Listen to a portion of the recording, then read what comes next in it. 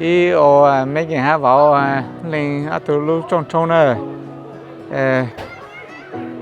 là có ý là ý ô nào sẽ ý ô tàu là cái lúc sáng sáng sẽ ô tàu là mấy lúc sáng sáng thế mà ý vào có mấy mà ô này thì có nắp cá nhà rau có tu kia là bố bạn bố chế cứ nhà cứ cha là bố nào nữa có bé là ôn này nhỏ mấy mà ôn này trẻ nó cá nhà rau chúng mong cái này mà yêu nào sẽ dễ chế vàng mấy ở tụ ôn xài vào là cho sinh sự tổ của in nè của sự tự của hai lần rất là xưa mong cho các nàng hạ bên luôn nhưng cho mấy cái háo bảo em hạ cho mấy cái của cô họ của lũ cái linh nã rồi sau nó nói cho con nó chọn ấy của rau sáng chú có ha bảo mấy tất cả mà của xã của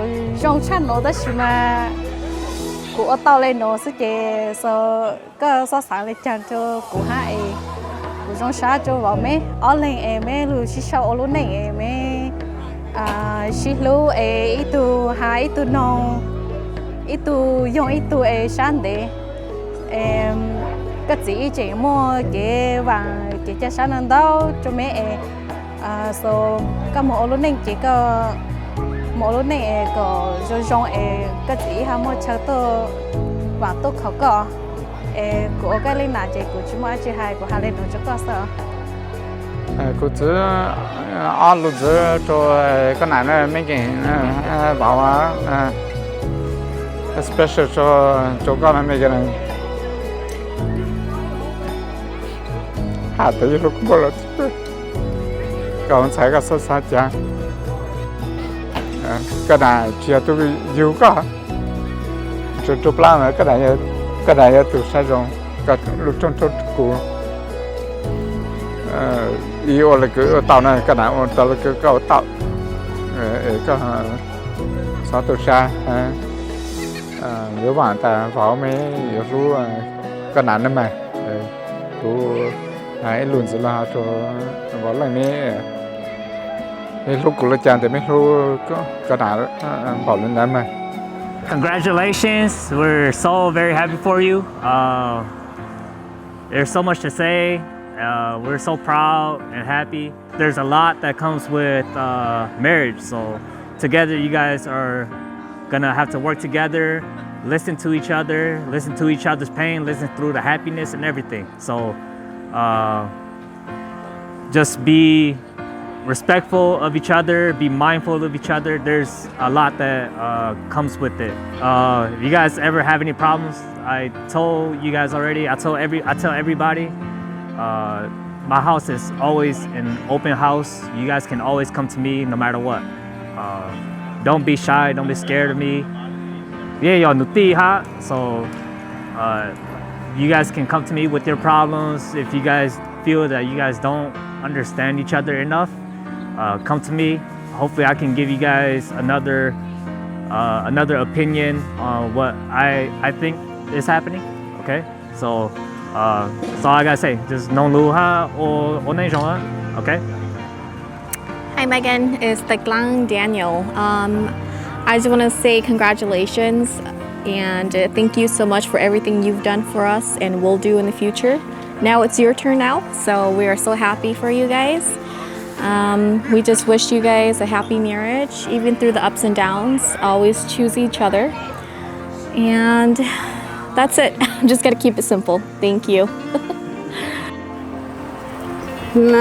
Mấy cái hai vợ lên để nó cũng hay mấy tay nữa, cú tôi dùng để nói cú hai biết lưu cho mấy mà, sau một anh này là để ít tu nông ít tu hai, cho sự lưu ở chỗ lúc này một đến để cho sự lưu chủ xe lưu tê lưu chờ anh này là cho sự lưu là dùng là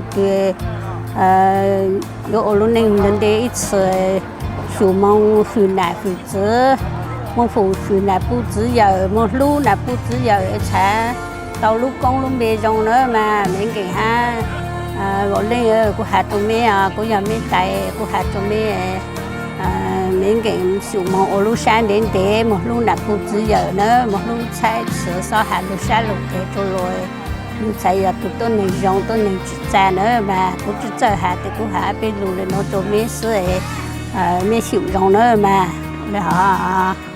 Hi Megan, this is your mom.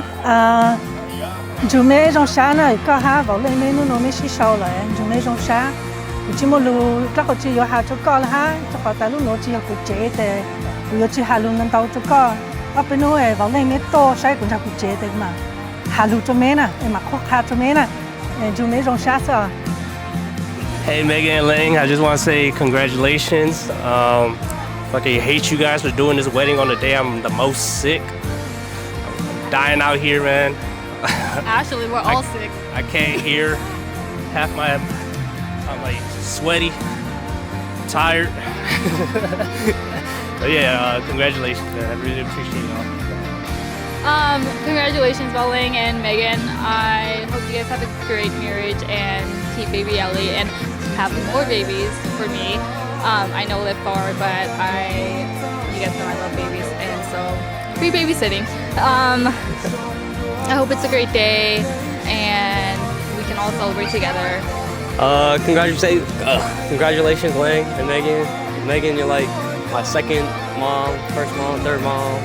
I really appreciate you, and Leng, I appreciate you too. I love you both. I hope you guys love each other very long, and have lots of kids. I'll watch them. I'll play with them. You know.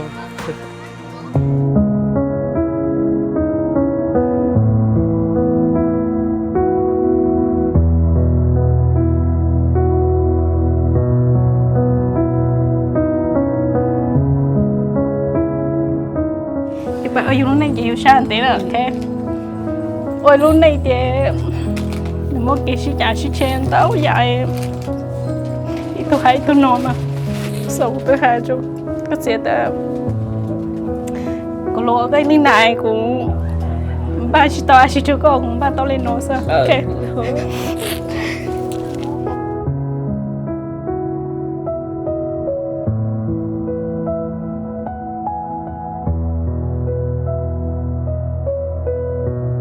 Cô yêu cái gì này, cô yêu cô chỉ lúc mẹ thì cô chỉ yêu nữa đó, mà nhưng cô lúc mẹ cô hay yêu nữa, ok. Nhưng mà ông nên chỉ cho sai cái gì không một cái cho sai mà. Ok, võ này nữa nè, ok. Nó có yên tôi chuyện biết ông này trả lời. Cú yên sáng có các yêu biết tụi trái gì yêu mong tặng thằng ít tặng nữa, ok. Mình khu, mình khá, chút cái ông nên. Giờ ta mẹ chuyên cho chú là bộ chân cho chú tôi biết thằng này, biết cho nào chỉ biết như thế. Giờ cô giờ hai mẹ,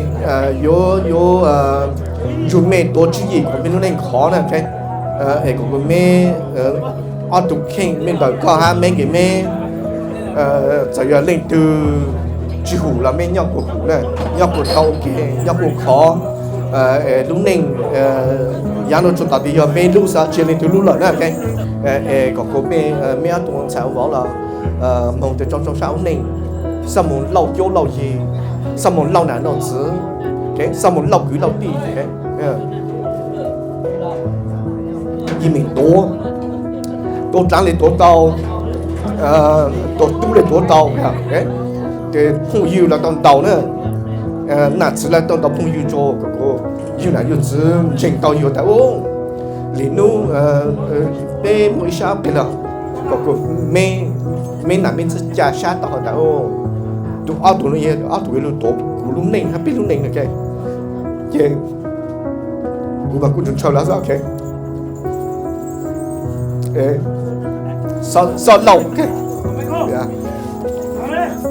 sao một sao lâu yêu sao một lâu là lâu chứ sao một lâu đi này. Someone destroyed what your parents have built. You improve on it. You build on it. Make sure that you two are stable. Okay. Là mấy cái nè. Thời cứ phụ yếu có thể anh chị đây cũng hạt cái yếu tố từ sẽ để tạo tố từ họ sao?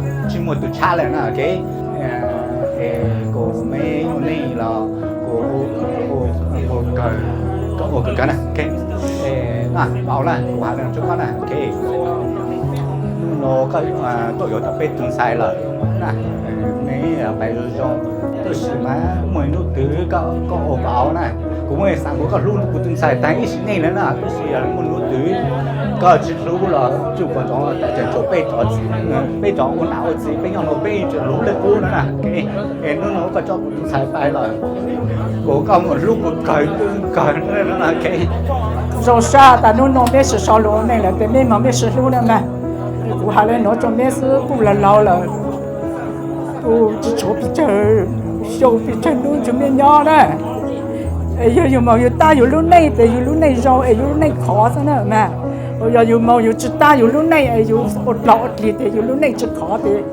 thằng đó chỉ là tiền lôi là tiền du nó kẻ cụ khá nên nó cho biết mấy bao mấy bao của ta cũng cho lên nhà cũng chế mấy cho mấy nhau cũng chế lên nhà cũng khá mấy lên nhà cũng nhà lên nhà là cũng gì ta cũng nhà lên nó mấy ô lên nó nữa thì dù mà để dù sù dù sai lỗ hay dù sù hay dù sắp có tàu lên lỗ nữa mà ô dù lúc này là chỉ dùng lấy cái chụp nhau đấy chụp nhau thì thổi lại là ô chỉ lại là phụ to thì bên nó nè nó mà dù mua nào mua thứ là nè dù chỉ nó là chỉ có nó đấy để dù tao nói là tao đã chỉ mấy nó để chàng cũng tao ô để cái mấy nó họ nói giờ cũng khai được cái thao bếp ổn này luôn đấy cái chủ mà ổn này ổn hồ đó cái cũng hai bên luôn lên nó sơ và tôi có bảo của tôi số gì mi là giờ của baby tôi xí đó mấy cái chơi là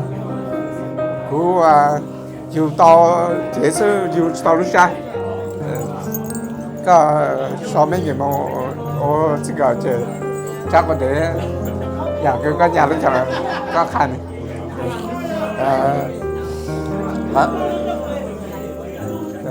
giờ ta so một lá trì là so sáng cho cái thế cho cô các thứ này cô mấy thứ chơi cái tôi khai cho cô chỉ bảo là chỉ cho là cao á giờ ha cho ăn cổ sức lại cái chỉ khai nên là tăng ở này có ít lời của nó chỉ thằng của nó toàn tu lúc mà ta cũng chưa có chỗ cái lúc